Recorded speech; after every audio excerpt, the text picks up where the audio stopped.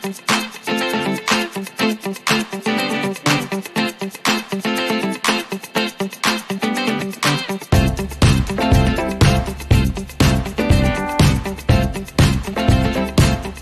this is the regularly scheduled meeting of the Michigan City Board of Zoning Appeals. Skylar, can you call the roll, please? Absolutely. Ms. Janice is absent. Mr. Klinger? Here. Mr. Norvell? Here. Mr. Zimmer? Here. Ms. Stransky? Here. We have a quorum. Let the record show Mr. Hill is absent.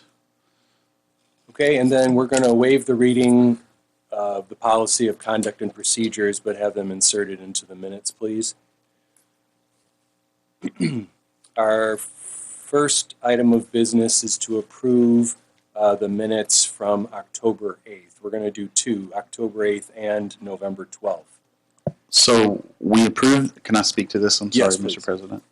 We approved we tried to approve the minutes last time. We did not have a quorum on that. Right. It's for October. Right. So we're going to have to re-vote on it to approve them. Okay. And then approve the last month's minutes as well. So can I get a motion then to approve the minutes from October 8th? So moved. And can I get a second, please? Second.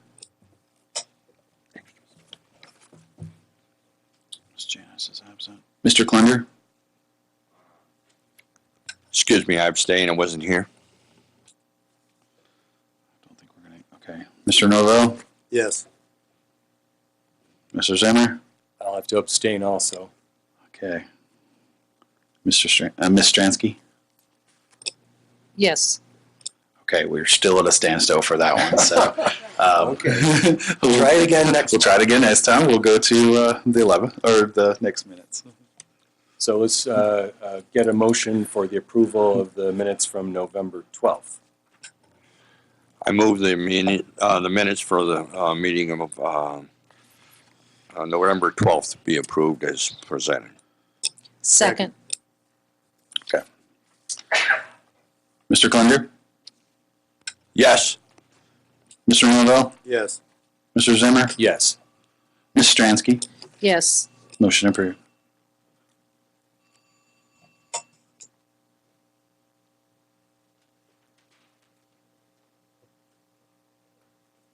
Next item is our first petition, B-109-19. Is there somebody here to speak to that petition? Let me go ahead and read it. Read the. Oh, sure. Yeah. Our first petition is B-109-19.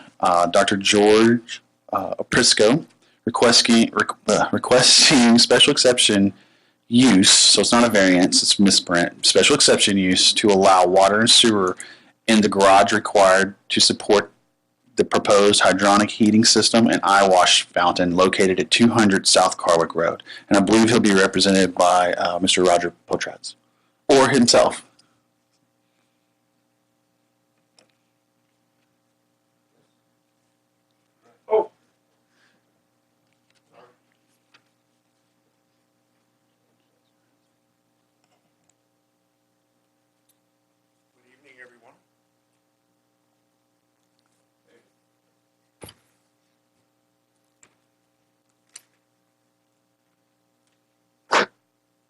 So state your name and address and tell us about your petition. About the petition? Yes. Describe your petition, what you're asking for. Well, we had, Your name and address, though, please. okay, my name is Dr. George Wilmer Prisco. I'm the Executive Director of Public Research Institute, which owns the property. It's a nonprofit organization, and this coming June, we will celebrate our 40th year. We're the people that built the research ship in Valparaiso and launched it in Michigan City at B&E Marine in 1990. Then we conducted a worldwide expedition around the world. And now that I'm in my 70s, returning home to retire. Such as that happens. However, I am burdened with a wife who thinks she needs to get to the hospital on an emergency basis when she gets phone calls from them because she is an infectious disease specialist. And so, regardless of the weather, she has to be able to get out of the garage in the car and down the 450 feet of driveway and get to Franciscan or wherever it's got to be. So the reason for the hydronic heating system is so that we can have the apron of the garage heated up so that instead of ice there, it's clear. Instead of frozen garage doors, it opens. And of course, I like to putter around in the shop because I do cabinet work. And it's very nice to have some way to wash things out of your eye that don't belong there when things happen and accidents occur. So that's the reason for the request for the water in the garage. And would note that the garage is basically going to have the same trim and appearance as the house, which is a requirement.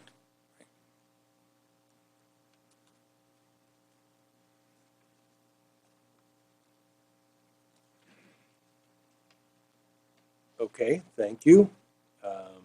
Do we have any questions from board members? Sure. Hi.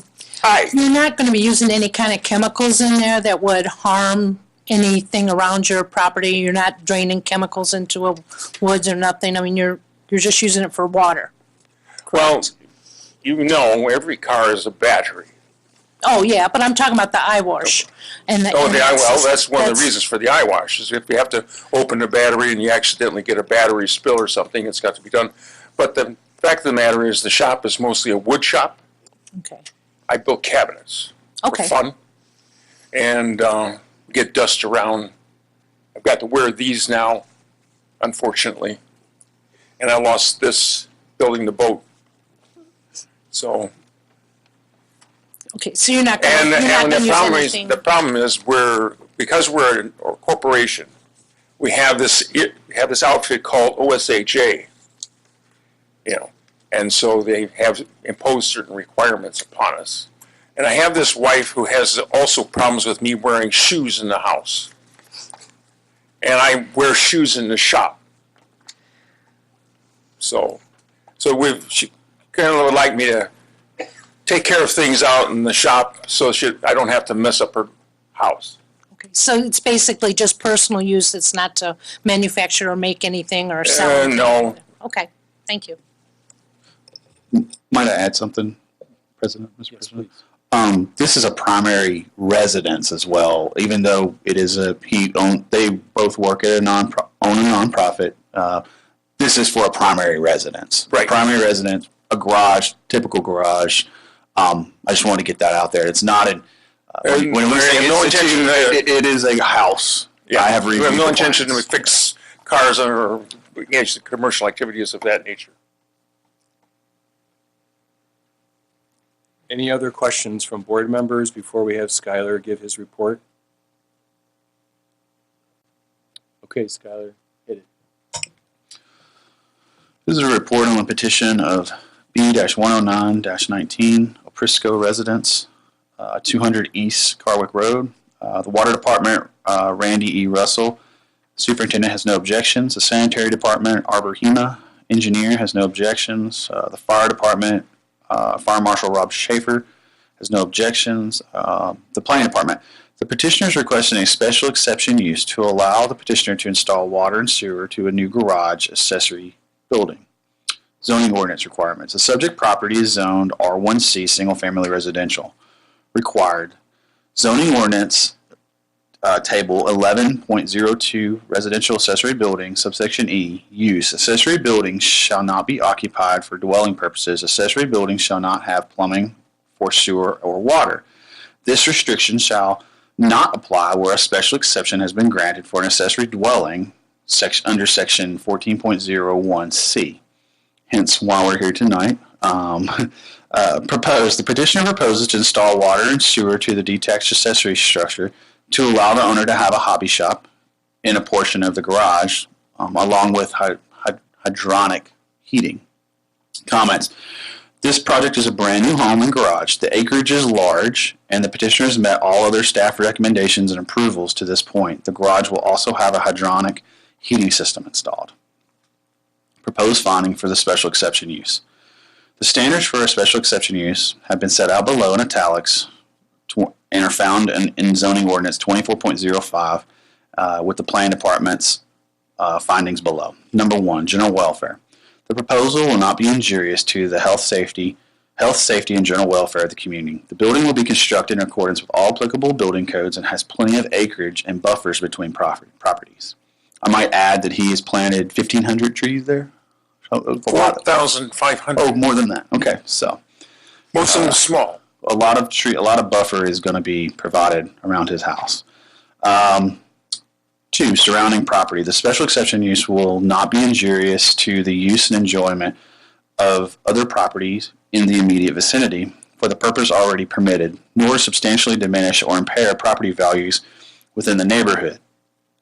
The establishment of the special exception use will not impede the normal and orderly development and improvement of the surrounding property for uses permitted in the district. Granting the special exception use will not be injurious as there is plenty of acreage and a new home will add value to the surrounding properties. This lot is very large and the petitioner has located the home and garage more than 200 feet from the road and retained and installed plenty of vegetative growth as a buffer between the surrounding properties. Hazard. Number 3, hazard. The special exception use or the special exception shall not be hazardous to adjacent properties or involve uses, activities, materials, or equipment which will be detrimental to the health, safety, and welfare of persons or property through the excessive production of traffic, noise, smoke, odor, fumes, and glare.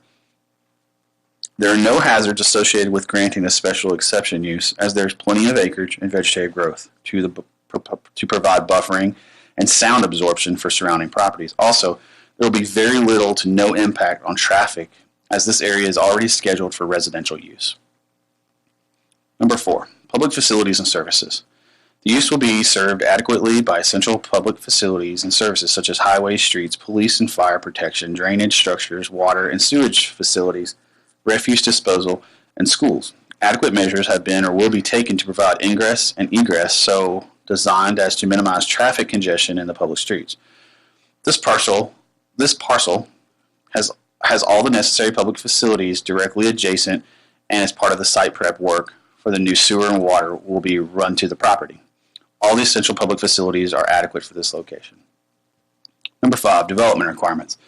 The development of the property will be consistent with the intent of the development requirements established by this ordinance for similar uses. The development will be designed, constructed, operated, and maintained to be compatible with and not significantly alter the existing or intended character of the general vicinity based upon the County Comprehensive Land Development Code. This development is consistent with the intent of the County Comprehensive Land Development Plan and the Michigan City 2040 Comprehensive Plan, which calls for residential uses in this specific location. Ordinance intent.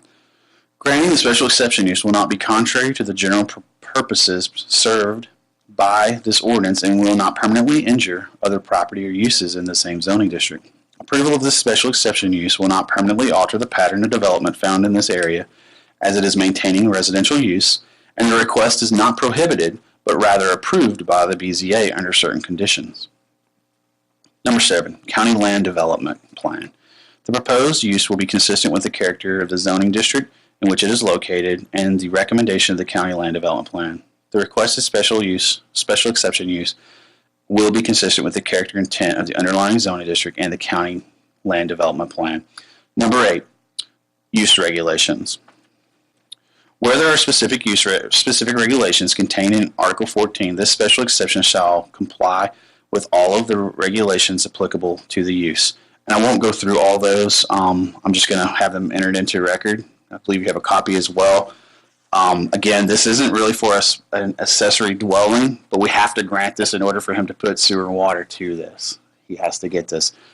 But I will say that he meets these standards. Recommendation. The department will recommend approval of the proposed special exception use B-109-19 subject to the following conditions. The garage shall be built after the home or simultaneously with the home, but cannot be built as a standalone structure. Number 2, the garage space cannot be converted into a living space but remain a mudroom or workshop.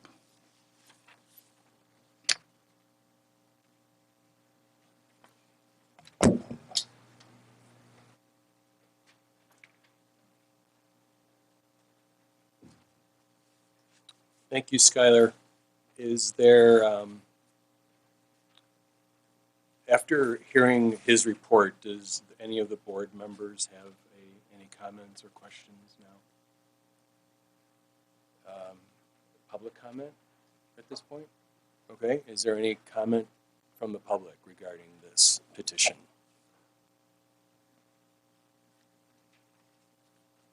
If not, I guess we're open for a,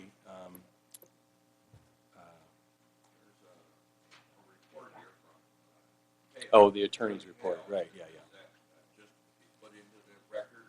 No. Excuse me, Skylar should will read it. we read that? Yes, we should read that. At Sorry. least a little bit of it. This is the attorney report. Mr. Hale is absent tonight, but he did provide these for us. And before I read this, I would like to say I did have a time to review the mailings for this petition. I find that everything is in order from the mailings. They did their due diligence and noticed properly. So we can hear this tonight. Or we can vote on this tonight. Attorney report. This is a petition number B-109-19. Petitioners Dr. George W. Oprisco, Ph.D. The owner's Public Research Institute. Request is special exception use. Location is 200 South Carwick Road. Let the records include the materials submitted by the petitioner, including the petition for special exception use signed by petitioner. Petitioner's proposed preliminary findings in order. List of neighboring property owners. Overhead map of location, plat of survey prepared by Thate GLE, building plans prepared by DH2W, architecture, planning, planning department's report, and this report, and the materials and testimony that may be presented at the public hearing to be held December 10th, 2019. So I just skipped to the last piece. Would that be appropriate? Yes. Okay. So at this point, the BZA may, under section 24.04C of the zoning ordinance, 1, approve the request if findings are made consistent with the requirements of section 24.05 and specifically section 14.01C. 2, approve the request with the findings consistent with section 24.05 and 14.01C of our zoning ordinance, but subject to certain conditions which must be included in the motion. Or 3, deny the request. Or 4, continue the hearing until a further meeting upon an appropriate request or to obtain additional information. Thanks, Skylar. So we're looking for a motion then for this petition that would include the conditions. One quick thing, Larry, excuse me. Public Research Institute, that's you, huh? And your wife, or?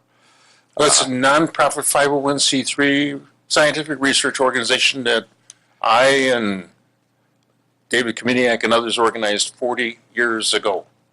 We're two college chums that were in the Navy together during the war. So you're building a house under that? Yeah, building a house. Yeah.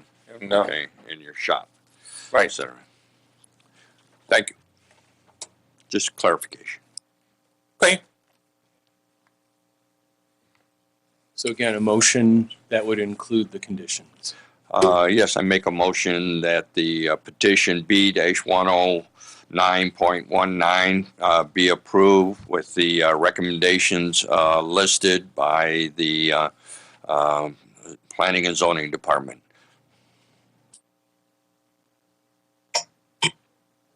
Second.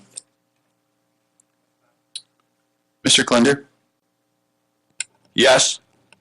Mr. Norvell? Yes. Mr. Zimmer? Yes. Ms. Stransky? Yes.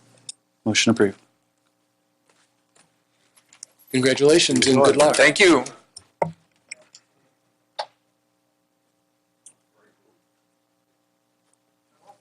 Our next item is petition B-110-19. Skylar, do you want to introduce this one? Absolutely. Our next this petition is B-110-19. This is a petition for Dennis and Lois Gates, requesting a development standards variance to allow a 4-foot balcony overhang to extend into the previously approved 7.1 setback located at 805 Colfax. And this actually, you might recall, this is actually 812 Lakeshore Drive from our last October. But they would like to come back before us and ask for basically an adjustment of one of the additional additional I can't think right now, I'm sorry. A restriction for we put restrictions on, and they would like for us to adjust one of those restrictions, so that has to come back before you in the form of another petition. So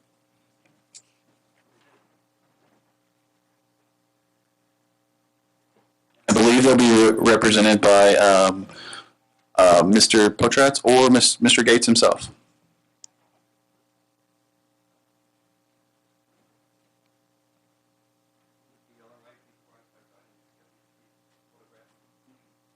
You can provide whatever you like.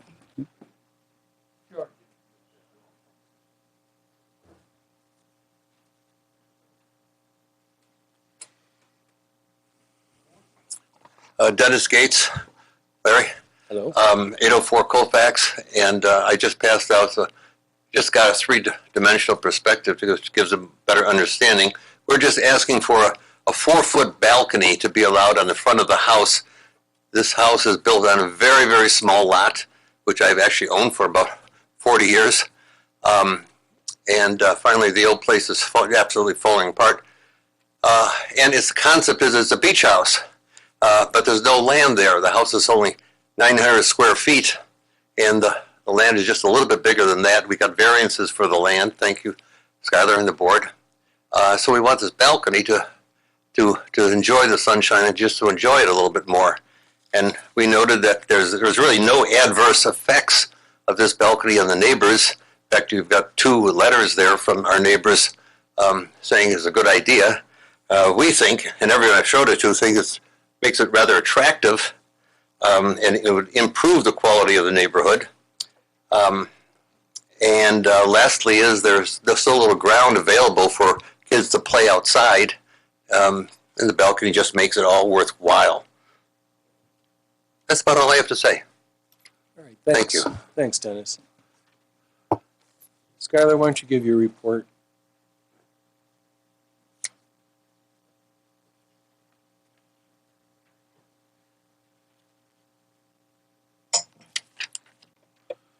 So as you recall, they proposed a deck last time, and we allowed 7-foot setback. I'm going to preface this report with this, so I can go into greater detail if you have questions. And we said we weren't going to allow a 7-foot deck at a 7-foot setback. So I'll preface this report with that. We denied the deck. We've had previous conversations, so I'll go into my report now, and you can ask questions.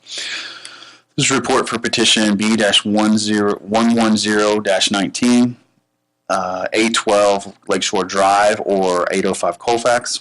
This is Mr. and Mrs. Gates. This is a balcony request. The Randy Russell has no objections. The sanitation department, Steve Stanford, engineer, had no objections. The fire department, Rob Schaefer, had no objections. The planning department. The petitioner is requesting a development standard variance to allow a 4-foot balcony to project into a previously approved setback variance of 7 foot 1 inch. The property is zoned R1E Waterfront Residential District. Zoning table 15.05, permitted building projections into required yards. Allows for a 5-foot balcony to project into a front yard setback of 20 feet. So 20 feet is what you would have to put a 5-foot deck out. Or balcony, sorry, misspoke, balcony. Requested a 4-foot balcony projection into a previously approved setback variance of 7 foot 1 inch. This is a very small lot, and the existing home has already received approval to have a 7 foot 1 inch front yard setback. a 7-foot deck was previously denied by the BZA. So, the standards for a development standard variance are found in zoning code section 28.11, subsection B, and are set out below in italics with the department's proposed findings. Number 1, the approval will not be injurious to the public health, safety, morals, and general welfare of the community. The proposed improvements will be built per all applicable codes and ordinances. A 4-foot balcony will still allow the orderly future improvement to be made to the existing right-of-way should they be needed or warranted. The 4-foot balcony still allows a 3 feet of space between the balcony and the edge of right-of-way line. 2. The use and value of the area adjacent to the property will not be affected in a substantially adverse manner. The proposed 4-foot balcony will not be detrimental to the use and value of the adjacent properties or affect adjacent properties in an adverse manner. Number 3. The strict application of the terms of the zoning ordinance will result in practical difficulties in the use of the property. Practical difficulties shall result from exceptions or extraordinary circumstances or conditions applying to the property that do not apply generally to other properties in the same zoning district. The variance shall be necessary for the preservation and enjoyment of a substantial property right similar to that possessed by other property owners in the same zoning district. The proposed balcony is integral to the functionality of the second floor of the home, and other homes in the immediate vicinity have similar balconies. The recommendation. The department recommends approval of B-110-19 and thereby modifying condition number 2 of the previously approved variance, B-106-19, only to the extent that the petitioner may install no more than a 4-foot balcony. Thank you, Skylar. Any questions from the board? Sure. I went out to look at this house. It was kind of tricky to find because I went down to Nevada and that ended at 707. Then you went down a path and there were some more houses. So my concern is that there is actually no roadway going through there. There is actually nothing going through there but your driven path, okay? So what happens down the road if for some reason we need to put some kind of street in out there or there's some need, and when we get to your house, we only have 3 foot 1 inch of space without hitting your deck or without disturbing your property. And you know, if you're running big machinery, that's not a lot of space. I was here when they said that the 30 by 30 building would include your deck, and you're asking for variance, and I just can't see how we could service that area if that corner has that deck hanging out. Yes, it's not quite correct, if I could correct you. Colfax Road is actually plotted to come all the way through right in front of the building, and we're far away from the edge of that road. Right now it's a driveway for the house in front of it, 804 Colfax, like that. So there's really plenty of room for the construction vehicles or for emergency vehicles, or if the city ever decides to pave Colfax all the way out to Carolina. And as Skylar mentioned, that we're still far away from that. There'd be at least three feet from the pavement if they ever bring it in. 3 feet and you're swinging a shovel to dig is not that big a space. Swinging a what? A shovel or something that you'd have to be swinging to dig, when they bring the equipment in. 3 feet is just not a lot of space. If we look on the plot, the number is wrong. Sorry, my number is wrong. If we look on the plot, it's really quite adequate. And the balcony, which has no post on it at all, Right. would just be an overhang. So a cantilever, yes. So we all thought, and it would be quite adequate. Roger, do you want to say anything? We don't have a plat of survey. Can I just correct one thing, Kathy? Sure. So you might recall last time we denied the deck. So right now that the house does not include a deck. Okay. It does not include. So they're not going past that point. We denied the deck. So right now the house stops at 7 feet. So there's 7 foot 1 inch between, let's say, the foundation and the edge of our right of way. Right. They were asking to go all the way to zero lot line, basically a cantilever at zero lot line over top of. It would be zero lot line at the edge of right of way, basically, which hence the reason why we denied it. That would be really bad, in my opinion, for what you're. Yeah, so we denied the deck, but now he's wanting a balcony on the Right. from the second floor. Right. Overhang. Correct. And we actually have 7 feet of space from the foundation, from the house to the Right away. potential, thank you, the right of way. Yeah. But Kathy, you are correct that there would be 3 feet at the cantilever to edge of right of way, Yes, but not zero lot line. There would only be a 3-foot space. That is correct. yes. Like I said, I went out there and I looked and I was really concerned if the city wants to expand as to what will happen when they get to that point, if there's a deck out there. Well, so it's just, we changed that word from deck, which was an Okay, evil word. balcony, excuse me, balcony. Sorry, balcony. Balcony, Sounds much better. And a 4-foot balcony sounds much better than a 8-foot deck. Right. So forth. Thanks, Catherine. Any other questions or comments? Roger Potratz, architect, 813 Franklin.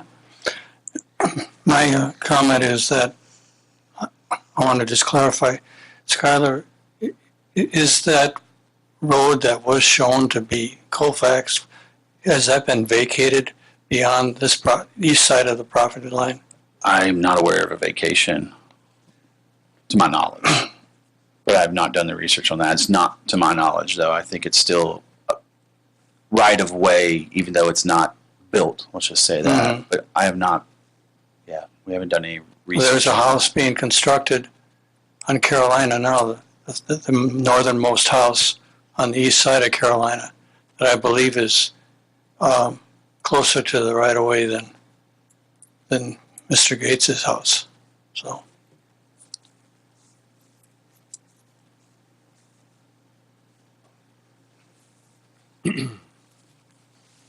Any other questions or comments from the board? Any questions or comments from the public? Might I take this time to read a letter that I did receive for Absolutely. remonstrance? Yep. This is from Tom and Bonnie Dunn. I think it's 117 Nevada, Michigan City, Indiana. Dear Board of Michigan City, November 11th. We received this in November 11th, 2019. Dennis Gates has shown me the drawings for the home they want to build right next to mine at 805 Colfax. We're adjacent. We have discussed this over the years. We have absolutely no objections to the small balcony that they want. In fact, we think it would add to the appearance and to the value, and would enhance the neighborhood. So we would like the board to approve the variance. Sincerely, Mr. Tom and Bonnie Dunn.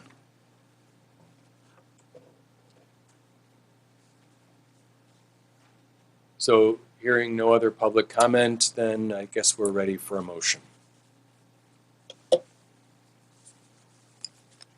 Make a motion to petition B 110-19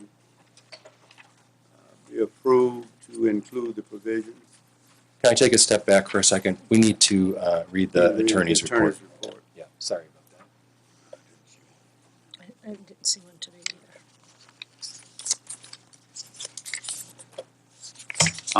I might have asked you. I did take the time to review the notifications. I found them to be in order. So we are free to hear this tonight. This is the attorney's report for petition B-110-19. Petitioner is Dennis and Lois Gates. Owner is Dennis and Lois Gates. Request is development standards variance, and this is the new address of 805 Colfax. The record includes 1, materials submitted by petitioner, including A, the petition for development standard variance signed by petitioner Dennis J. Gates. B, development standards variance preliminary findings in order. C, a letter to me from petitioner dated November 12th, and in that letter basically is just requesting this 4-foot balcony and explaining why. D, 5 pages of drawings. E, beacon overview of 812 Lakeshore Drive. F is a 1-page map. G is a list of neighbors. 2 is a planning department report. 3, this report. And 4, materials and testimony that may be presented at the public hearing to be held on December 10th, 2019, which includes the drawings that Mr. Gates handed out to us.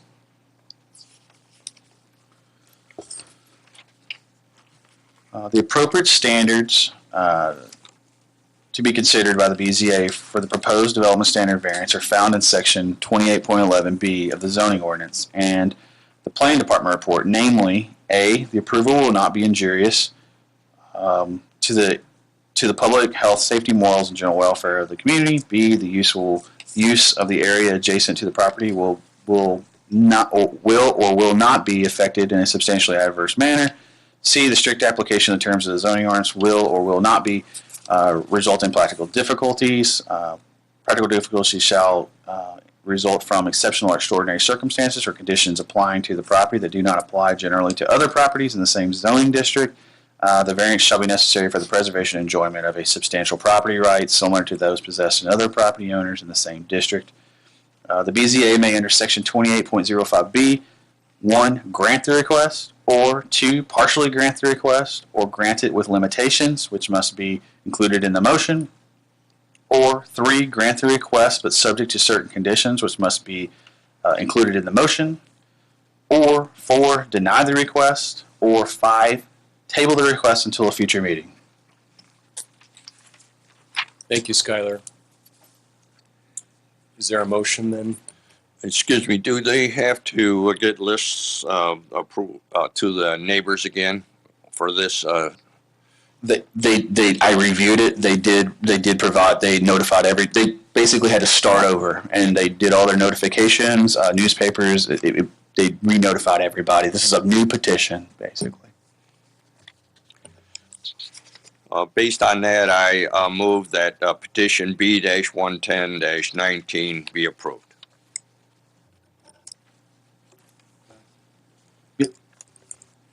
Yeah, that should include the finding of facts, the acceptance of the attorneys, and the planning department's report. Is that what you're saying? That's It should. So there's a motion to approve this petition, including the attorney's report and the findings and facts of the plan department. Do I get a second? Second.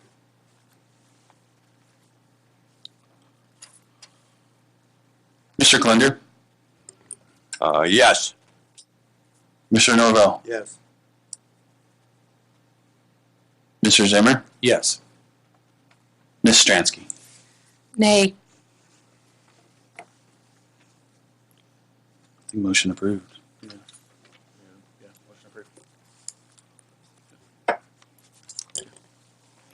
Yes, motion approved. Enjoy your day. Congratulations, Dennis. Good luck. Can I make one quick comment? Yes. I know Mr. Potrez has appeared here many times over the past 40 years, but the person really responsible for getting this going again is Mrs. Potrez, which his wife is the one that changed my words and gave that beautiful letter to Skylar, which got this all going. Great. So she's responsible. All right. Thank you. Tell her hers is approved too. Okay, next up, petition B-111-19. Skylar, do you want to introduce this one? Absolutely. This is petition, this is the Michigan, catch my words here. This is the Michigan City Redevelopment Commission requesting a use variance to allow development of a microbrewery on the site located at 1215 East 2nd Street. And they will be represented by Mr. Craig Phillips, Director of the Redevelopment Commission.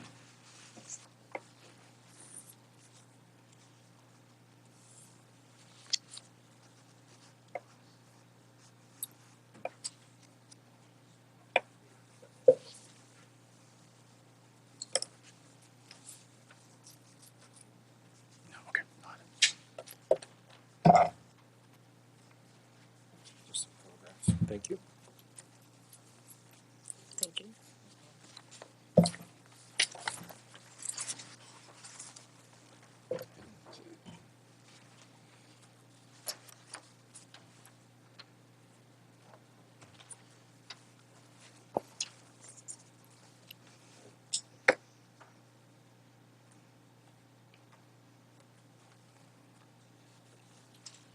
Whenever you're ready. Okay.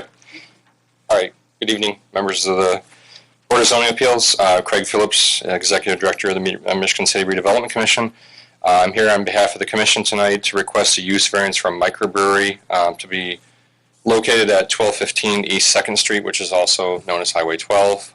So this would be at the corner of F Street and Highway 12. I passed out some photos of the facility that currently exists on site. The Redevelopment Commission has a pending agreement with a microbrewery to locate on this site. The property is zoned B2 General Commercial District, and the southernmost lot along the corner of Peru Street and E Street is zoned R1D Residence District.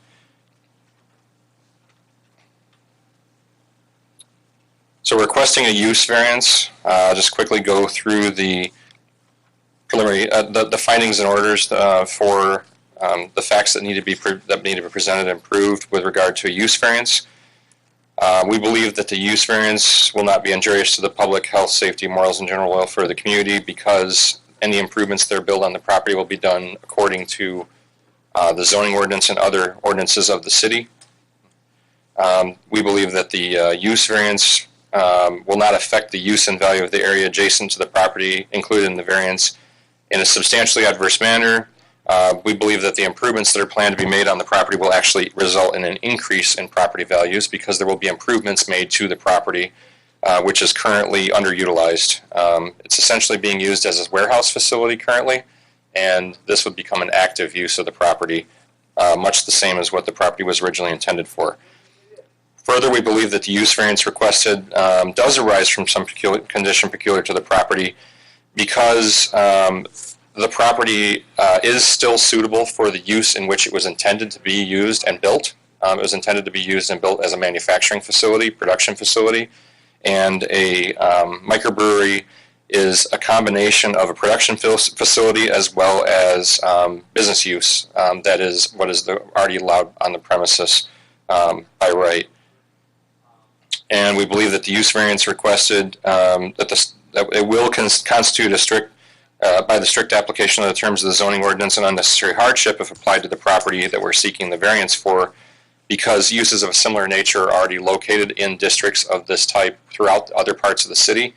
And again, this property was originally intended for the use as production, and it's located along a major thoroughfare, similar to where other B2 districts are located.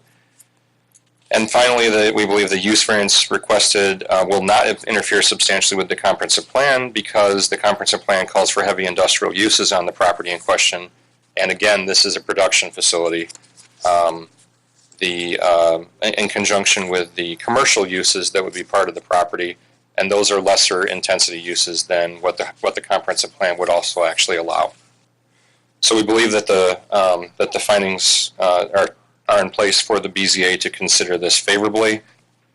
We did send out proper notice to everybody that you have listed in your application materials, and happy to answer any other questions that the board has with regard to this request. So this is they're going to be producing beer here. Is it like going to be like a shoreline brewery where it's open to the public? Yes, the same type of facility. Okay.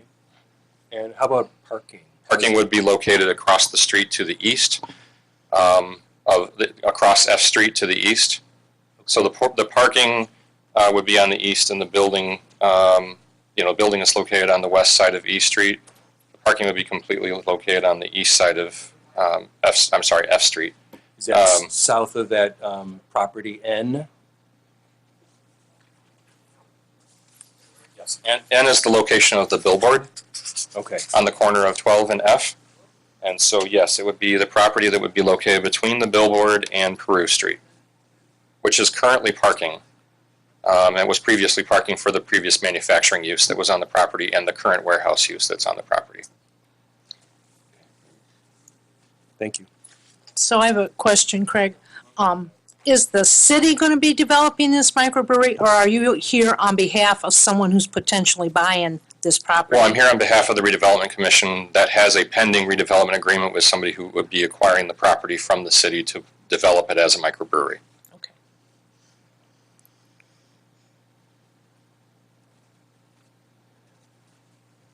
Any other questions from the board? Just real quick, is it one of the existing microbreweries in town relocating, or is this someone new? I'd rather not say who this is at this point because it's a redevelopment agreement that's still pending the outcome of this approval. Just nosy. Yeah, sorry. I wish I could tell you. I'd rather not say that because it's part of the agreement at this point, a pending agreement. It's similar in nature to those. I can tell you that. Thanks, Craig. Skylar, do you want to give your report then, or is that it? The question is, we don't know who, We do know who. we don't, but we're gonna approve something that we don't know who is. The petitioner? Well, the petitioner is the redevelopment commission, and we currently have a pending redevelopment agreement with a microbrewery to develop on this site. The microbrewery has asked us to retain their anonymity subject to this approval process. So as soon as, if this agreement is, if this approval is granted, then the agreement becomes valid and finalized, and a microbrewery would be put on this site. Is it going to be local? Is it local people that are looking to do this? Is it a local It is business local or people. somebody I coming will say out? that. Okay.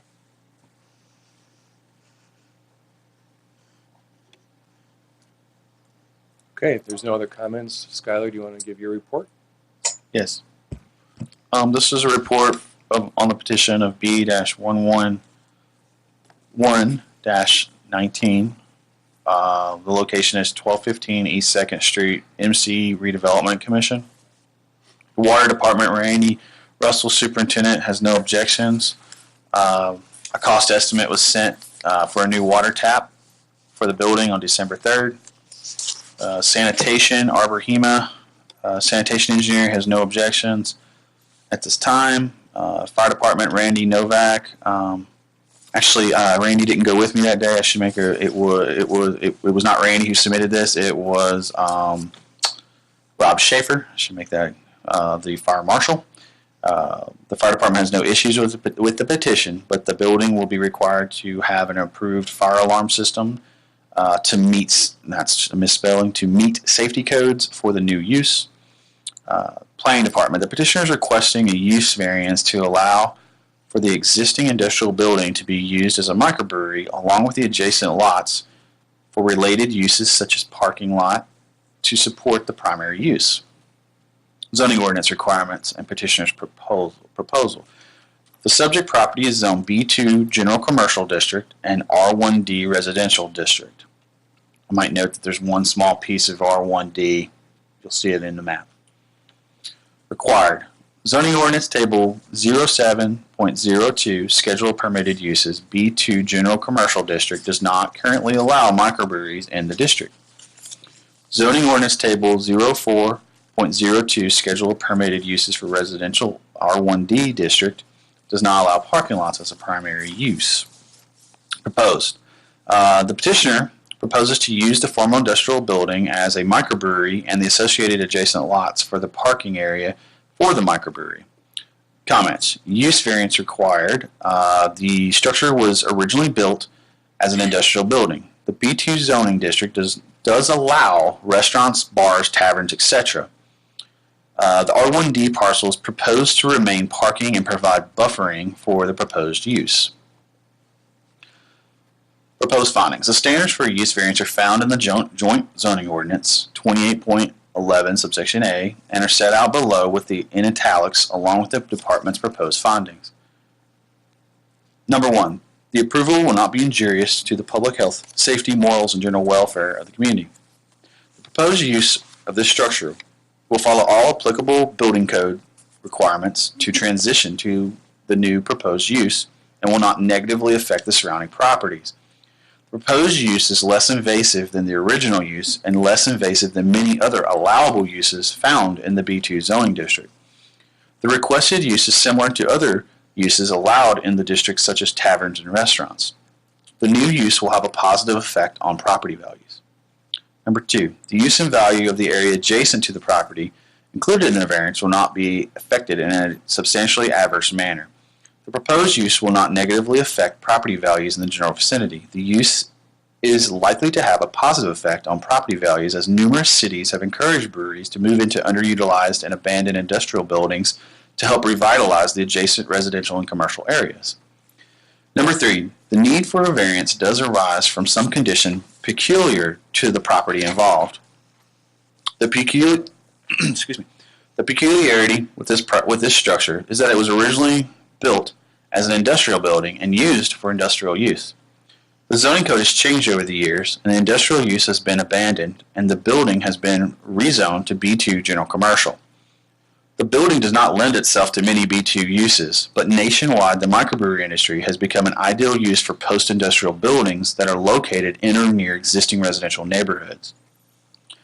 Number 4, the strict application of the terms of the zoning ordinance will constitute an unnecessary hardship if applied to the property for which the variance is sought.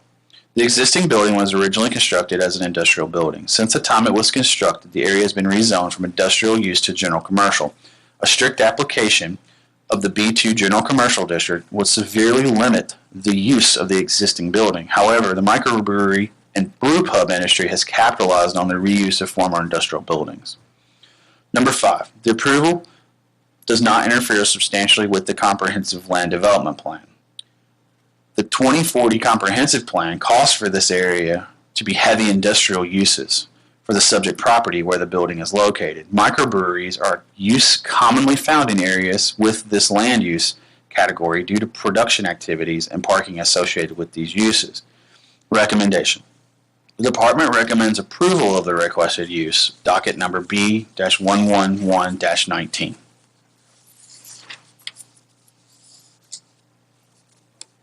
So Craig, I have a question then.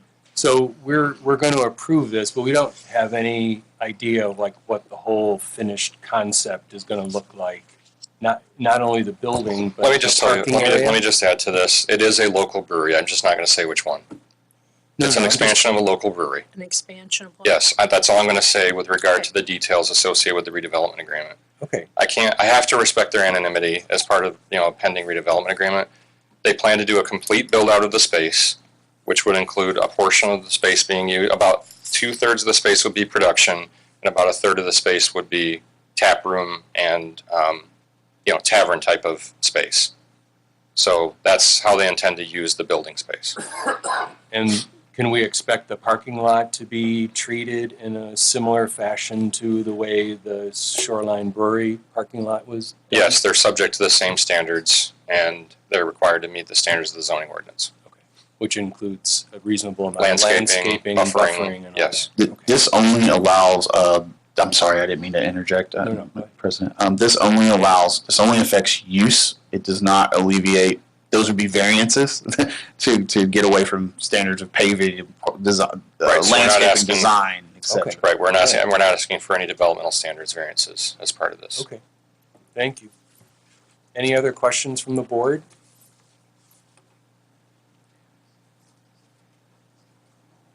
Is there any public comment? Questions?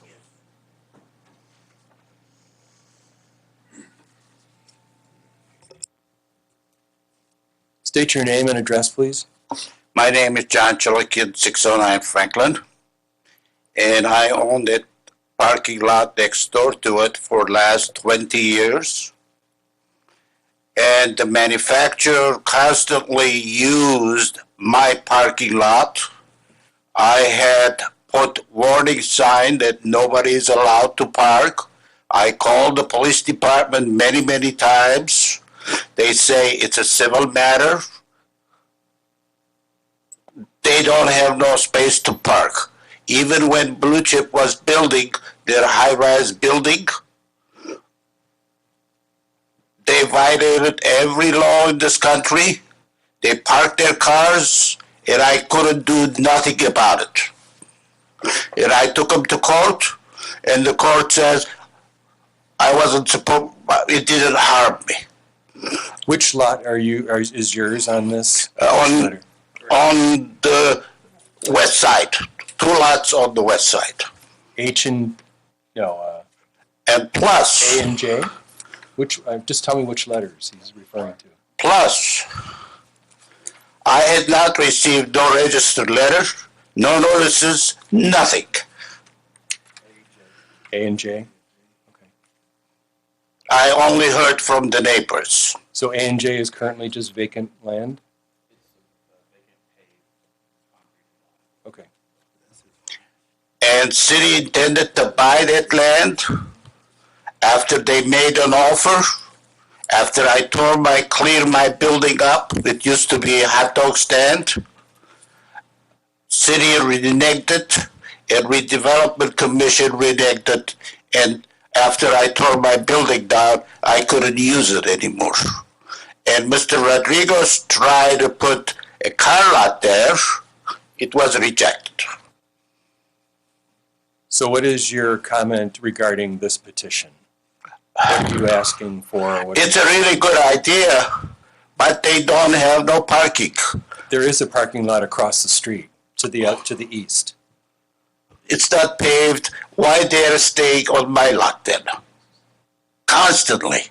Nobody parks on the other side because it's more convenient to park on my side. And plus, I own a property in Racine, Wisconsin, which is the U.S. Post Office, and next door to it is a tavern. What do they do after they get out of the tavern? They come and pee on my post office lot. That's what's going to happen in that area. There is already a lot of vandalism, broken whiskey bottles, and I have to clean it up or I get a ticket from the city. And I had to pay $300 fine last year because I don't clean my lot. Because the people come and throw that garbage out and the city would not do nothing about it. They better clean their acts. And the police department says it's a civil matter. Even they're trespassing, they're parking their cars. I cannot do nothing. They're even running me over when I complain about it. See, the same thing will happen. I like that brewery to be there. But things got to be set up. And area cleaned up. But they're already drinking. It's better, worse than a brewery in that neighborhood. Beer bottles all over, broken bottles, kids playing, busting windows. Nobody does nothing about it. That's all I have to say. And I never received any notices. Thank you, sir. Any other public comment regarding this petition? So we have an attorney's report also.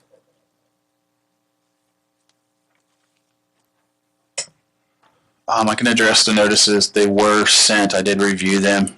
Mr. Chilikian did not pick up his notice, so it was sent. There is receipt that it was sent. Just clarify that they were sent to all the owners that you see outlined. Had their notice, newspaper notice, etc. I've reviewed it, same as I would do with anyone else, and it was sent appropriately. But we can't force people to pick up the certified mail. So it was returned to us actually. The certified mail was returned to us. So this is an attorney report for petition B-111-19. The petitioner is the Michigan City Redevelopment Commission. The owner is the City of Michigan City. The request is for a use variance. The location is 1215 East 2nd Street, and the vacant lots 118, 119, 120, and 121 on F Street. And I won't read the parcel ID numbers, but those are the additional lots. The record includes the materials submitted by the petitioner, including A, petition for use variance, B, acknowledgement of public hearing notice requirements, C, petitioner's proposed use variance preliminary findings and order, D, a list of adjoining neighbors and beacon overhead map depicting same, E, legal description of property, which includes 1215 East 2nd Street and vacant lots 118, 119, 120, and 121 on F Street. F, notice of public hearing. G, beacon overhead map. Number 4, planning department report. And number 5, this report. Number 6, materials and testimony that may be presented at the public hearing to be held December 10th, 2019, which will include the additional photographs Mr. Phillips handed out. At this time, the BZA may, under section 28.05, subsection B of the zoning ordinance, 1, grant the request as requested, 2, partially grant the request or with limitations, 3, grant the request but subject to certain conditions as enumerated in the motion, 4, deny the request, or 5, table the request until a future meeting. Thanks, Skylar. Any other questions or comments before we ask for a motion? Hearing none, do I get a motion to approve this petition?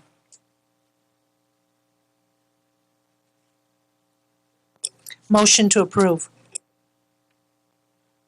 Second. Mr. Klinder? Yes. Mr. Norvell? No. Mr. Zimmer? Yes. Ms. Stransky? Yes.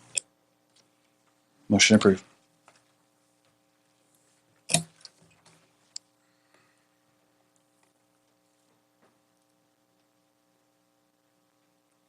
Next item is old business. We're revisiting a petition from last month. Skylar? Yes, at this time we have some old business. This is a petition. You might recall we continued a petition. It was petition B-108-19. This is a petition for Mr. Steve Wilson requesting a use variance. Actually, it's not a use variance. This is a development standard variance. I apologize. To allow for a side yard setback to be 3.1 inch from required 6.75 foot setback. This is a cantilever setback for 21 foot at stairs, the backyard setback of 18 feet at the northeast corner of the house. This is a projection that is 10 feet wide, located at 1720 Lakeshore Drive, and this is continued from 11/12/19.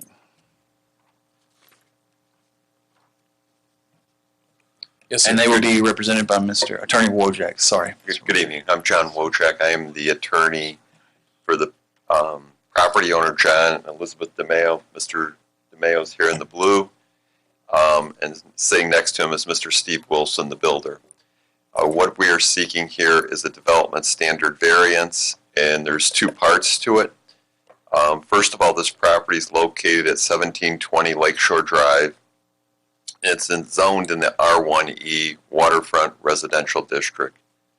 What we're requesting is to allow for a 3.1 foot setback from the required 6.75 foot required setback on the eastern lot line that relates to a cantilevered staircase entrance to the property. In the second part, we're asking that the backyard setback variance be 18 feet instead of the required 20 feet.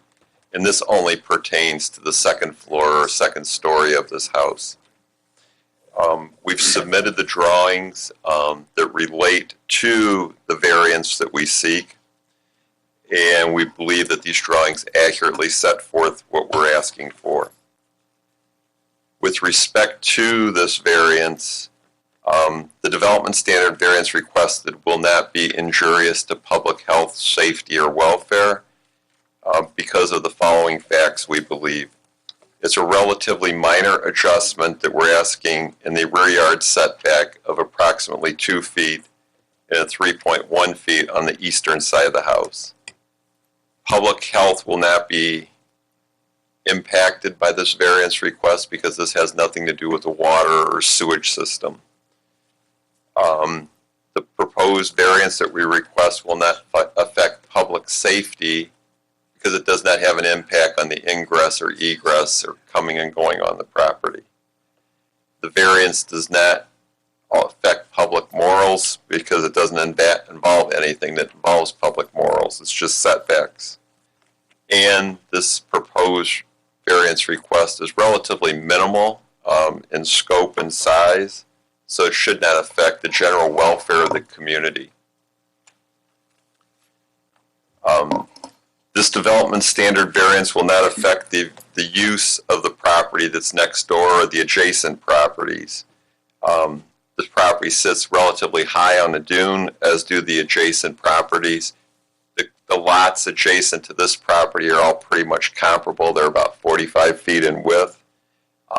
This variance request will not have any negative impact on any adjacent property view of Lake Michigan.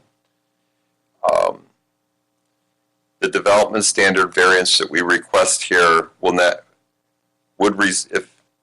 be impacted by strict application of the zoning ordinance because there'd be practical difficulties.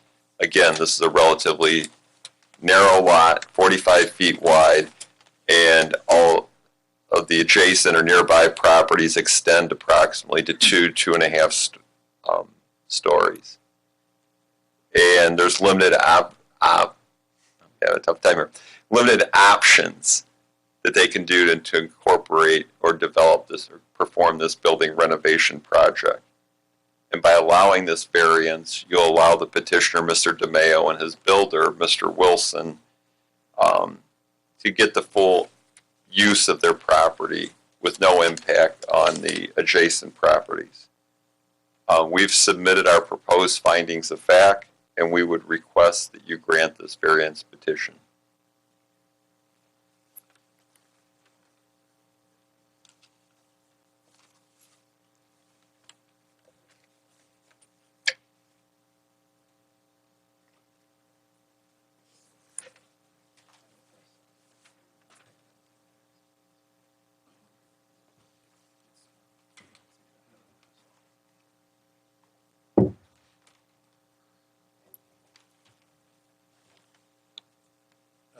Skylar, do you want to give your report now?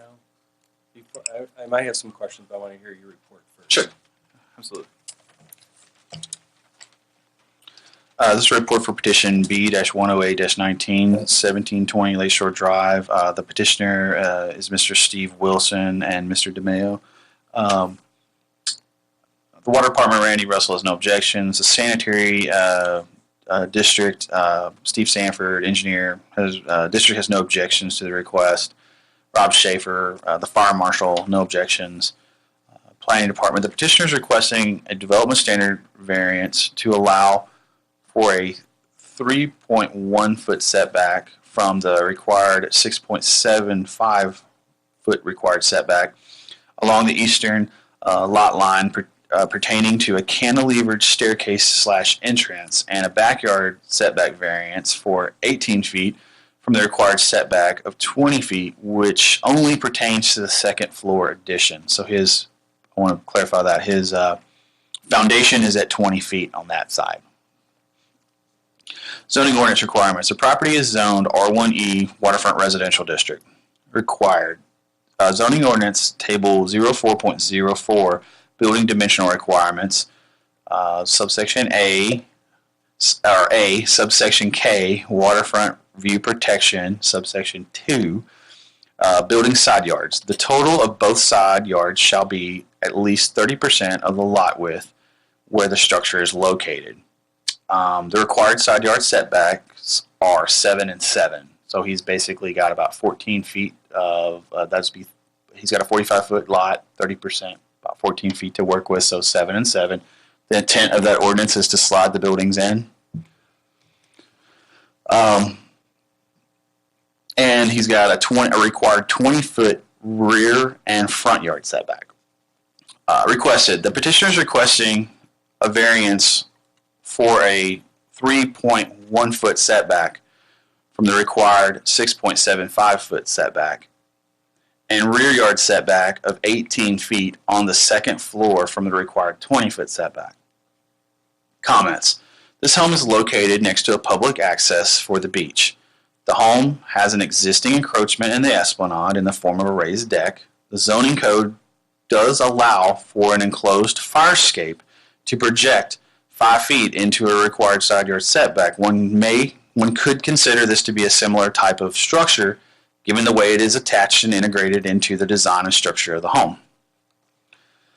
The standards for a development standard variance are found in zoning code section 28.11 subsection B and are set out below in italics with the department's proposed findings. 1. The approval will not be injurious to public health, safety, morals, and general welfare of the community. The proposed improvements will be built per all applicable building codes and ordinances. 2. The use and value of the area adjacent to the property will not be affected in any substantially adverse manner. The proposed setback variances do not negatively affect surrounding property values, as most homes in the area are constructed in very similar fashion. Homes in the general vicinity are larger homes on 45 to 50-foot lots and average 2 to 2.5 stories in general. 3. The strict application of the terms of the zoning ordinance will result in practical difficulties in the use of the property. Practical difficulties shall result from exceptional or extraordinary circumstances or conditions applying to the property that do not apply generally to other properties in the same zoning district.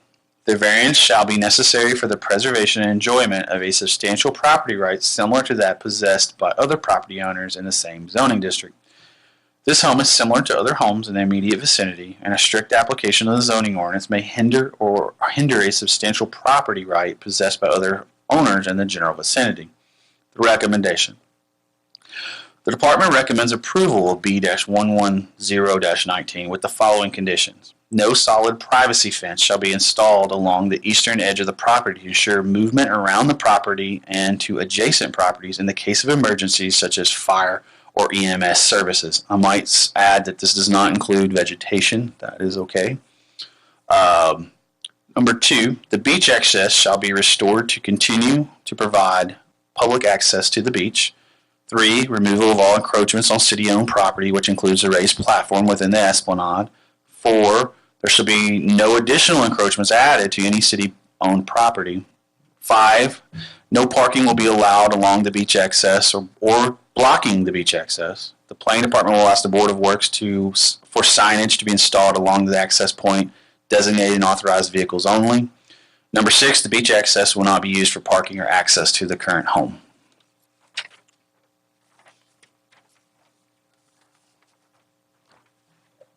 I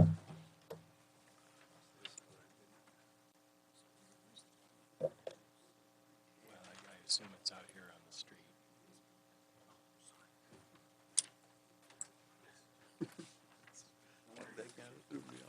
I'm Steve Wilson, the builder on the project. The adjacent lot that John's referred to and Skylar's referring to is a public easement. It's an undeveloped road that will never be developed. The original house was actually projected beyond the boundary lines in both directions. So we've brought the house in more conforming to what the code is. The foundation on either side does not extend into the setback requirements. And there's, it's sand. No, anybody who parks there is not getting out. So there's no intent by the DeMails to do any sort of hardscape. The DeMails will, and they did previously, finish landscaping the public easement with the park's approval. And they had done that previously, and they intend to bring it back.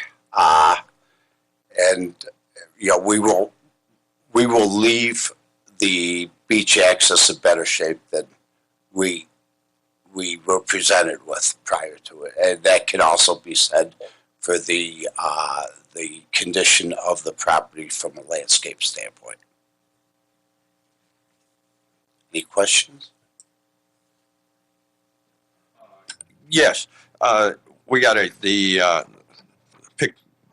picture here. I take it we're going to have additions to the east side of this house? That's it. That's a cantilever there, Yeah. and the projection up above.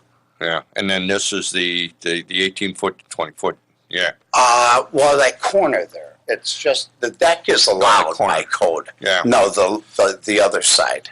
I might be. Back in here. Can I point? Yeah, sure. You can That's the approach. best thing to do. Yeah, yeah.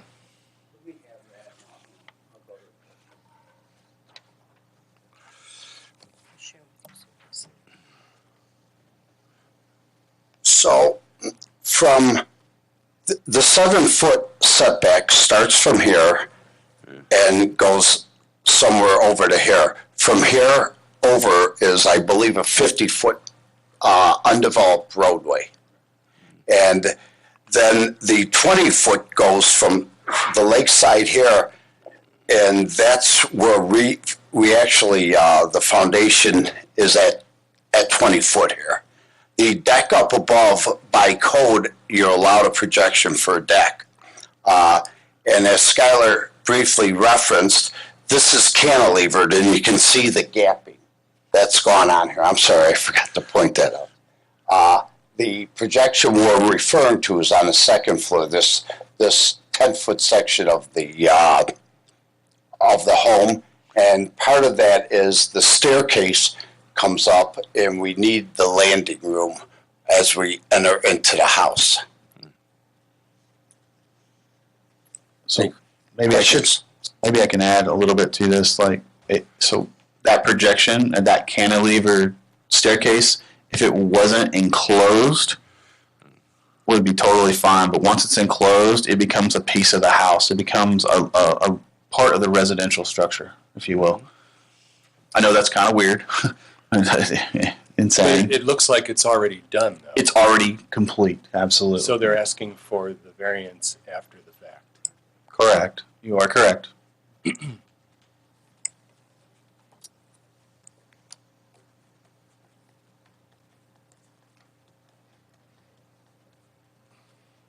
Wow.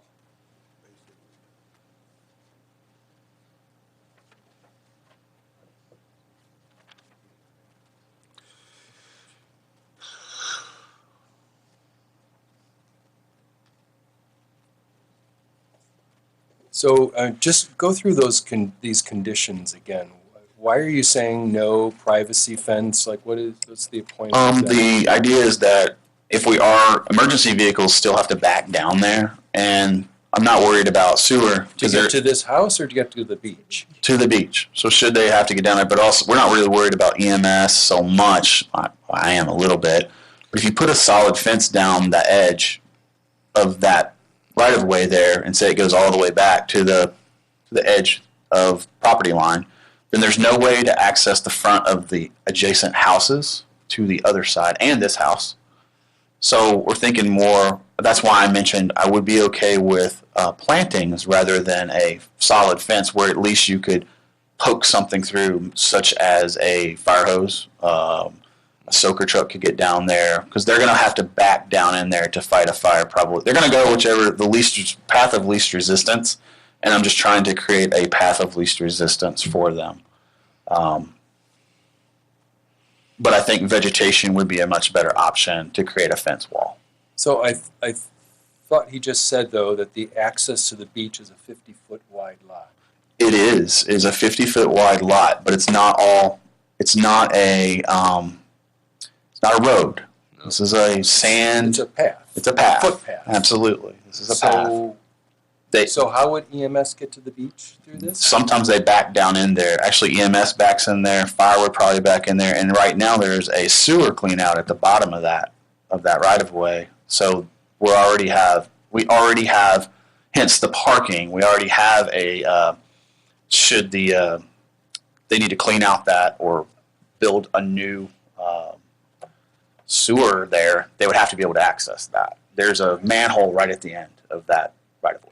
Can I add that the path is on the east side of the 54th easement, and that path, the house is at least 30 foot away from the Mr. Wilson, you need to come up to the mic to talk because people watching at home can't hear you.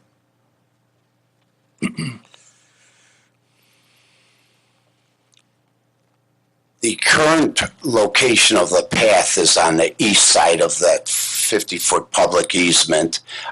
It is approximately, 15 foot wide. And from the edge of the path to the edge of the lot line is probably about 35 feet. If an EMS truck is going to back down there, they're going to stay on the path, number one. Secondly, we've since had the utility lines raised to provide easier access so that nobody catches the electrical wires that are there. And there's no desire to put any sort of fence up.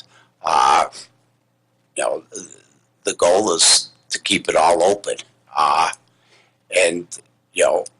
As far as, I don't think it's going to restrict anybody's access. I mean, people use the path.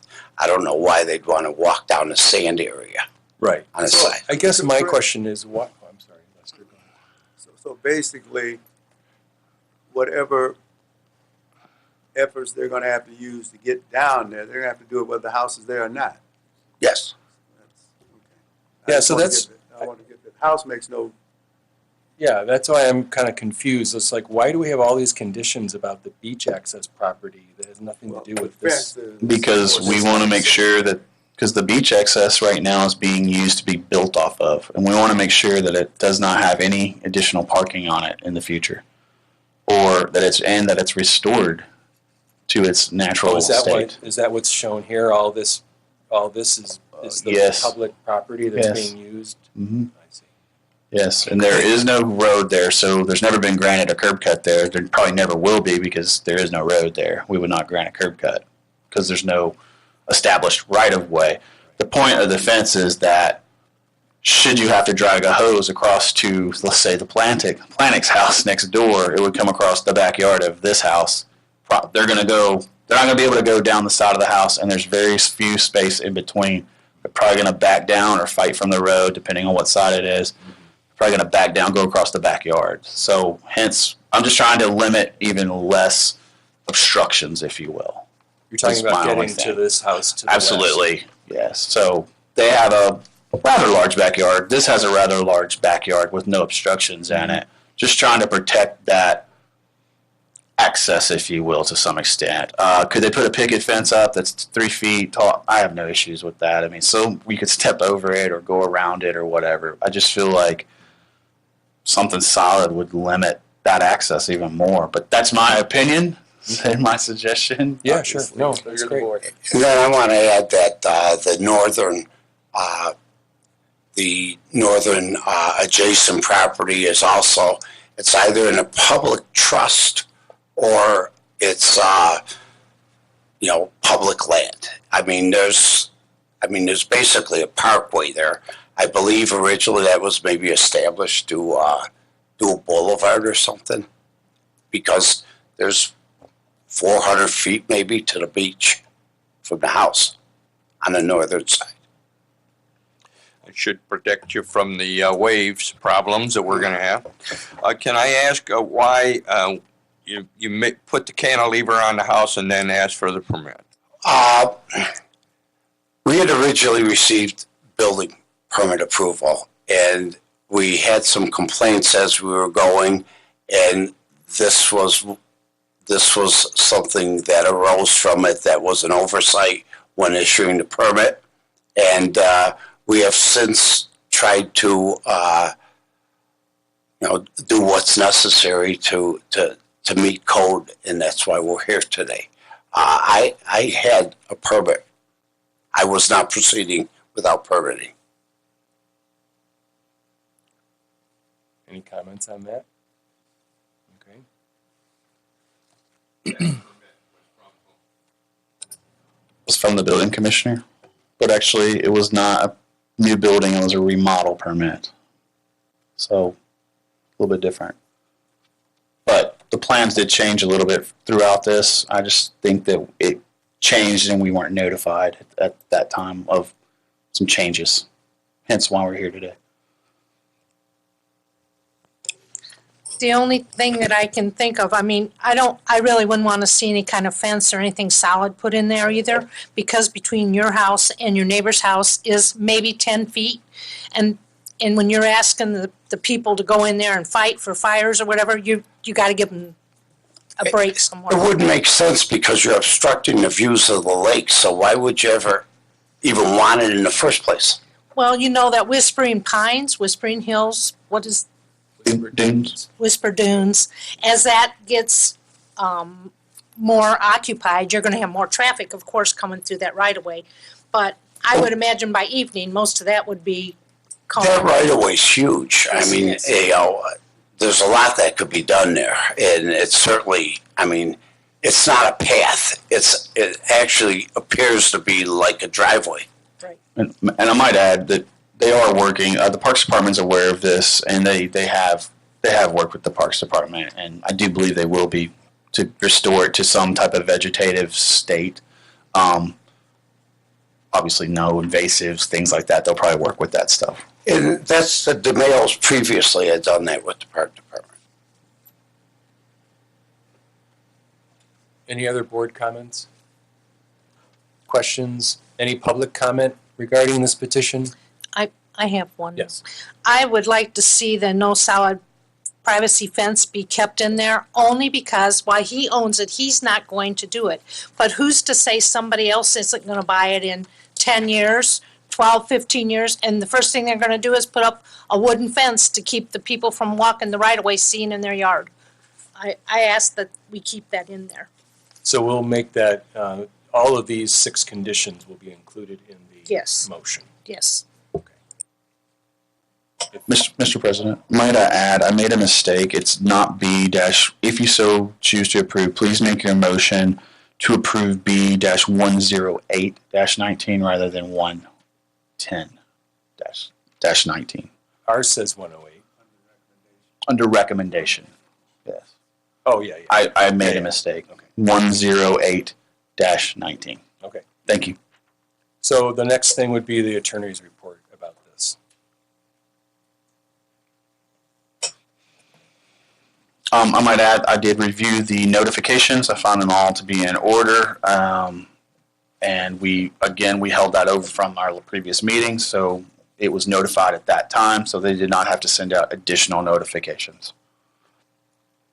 Attorney report. This is for petition B-108-19. The petitioner is Steve Wilson. The owners are Elizabeth A. and John M. DeMayo. Request a development standard variance. They're actually requesting a development standard variance, although it says use variance. It's actually a development standard variance. The location is 1720 Lakeshore Drive, Michigan City, Indiana. Let the record include, number 1, the original materials submitted by the petitioner, including petition for use variance. B, surveyor location report prepared by Thate GLE dated 8/12/19. C, architectural drawings and design prepared by RLB Construction Services, include Inc., 6 pages. Number 2, the additional materials submitted by the petitioner include an amended petition. B, proposed findings of fact. C, new survey showing requested variances. D, affidavit of owner approving petition. Number 3, planning department report. Number 4, this report. Number 5, materials and testimonies that may be presented at the public hearing to be held December 10th, 2019.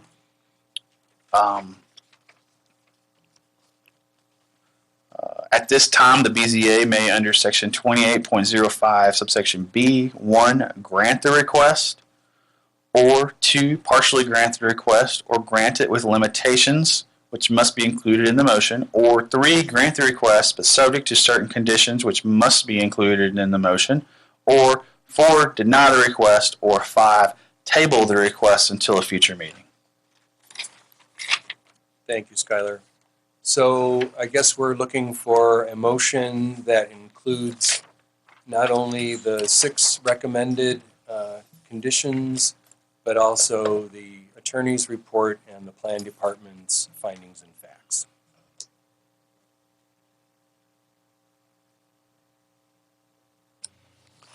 I make a motion that the petition 108-19 be approved with the variances listed, including the correction of 108, B108-19, and the recommendations in lieu of B110, that the attorney report be included. Also, as noted, and what else we need? The 6 conditions? 6 conditions, yes, sir. And then the plan department's findings and facts. Included also the planning department's findings and facts.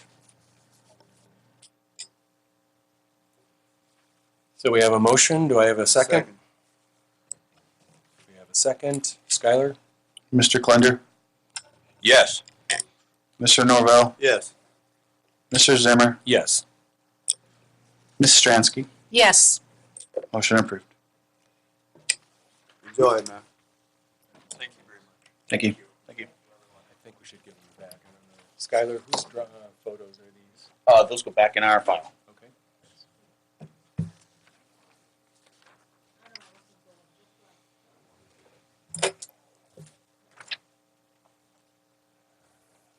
Okay, that was old business. Any new business? We have no new business at this time. Any other public comment? We are adjourned. Thank you.